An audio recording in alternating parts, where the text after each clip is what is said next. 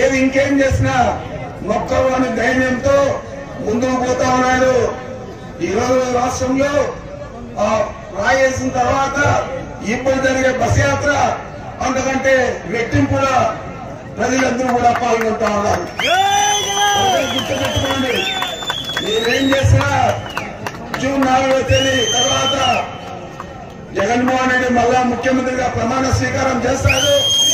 ఈరోజు రాజశేఖర రెడ్డి గారు చనిపోయి ఇన్ని సంవత్సరాలైనా ఆయన పేరు గుర్తుకొస్తుంది. మనం ఆరోగ్యశ్రీ అంటానే రాజశేఖర రెడ్డి గారు అంటాం, ఈరోజు అమ్మఒడి అంటానే జగన్మోహన్ రెడ్డి అంటాం. మరి చంద్రబాబు పేరు ఎట్లా గుర్తొస్తుంది? ఏమన్నా పథకం ఉందా? ఏమీ పథకం లేదు. ఏమైనా ఓ ప్రాజెక్టు పూర్తి చేశాడా? ఏది కూడా చేయలేదు. మరి ఏది చేయకుండా 14 సంవత్సరాలు కాలయాపన చేసి ఈ రాష్ట్రాన్ని ఆర్థికంగా అధోగతి పాలు చేసిన ఘనత చంద్రబాబు నాయుడు.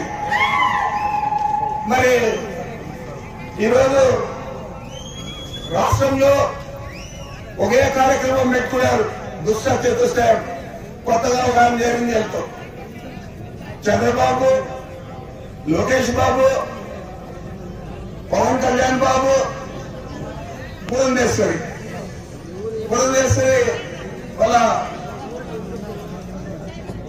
మరిది ఏం రాసిస్తాడో అది స్క్రిప్ట్ చదువుతారు. చంద్రబాబు నాయుడు ఏం రాసిస్తాడో ఆ స్క్రిప్ట్ చదువుతారు. ఈ నలుగురు కూడా ఈ రాష్ట్రానికి ఏం చేస్తామని చెప్పడం లేదు. ఈ జగన్మోహన్ రెడ్డి గారిని తిట్టే కార్యక్రమం, మన మంత్రులు శాసనసభ్యుల్లో తిట్టే కార్యక్రమం, వీళ్ళ మీద బురద వెళ్లే కార్యక్రమం చేస్తా ఉన్నారు తప్ప ఒకడేమో రెడ్ బుక్ అంటాడు, ఇంకోడేమో రాష్ట్రానికి జగన్మోహన్ రెడ్డి ద్రోహి అంటాడు, ఇంకోటి అంటాడు. వీళ్ళ నాలుగులన్నీ కూడా ఏం చేయాలో మనము మీరే చెప్పాలని మేము మనం చేస్తా ఉన్నాం.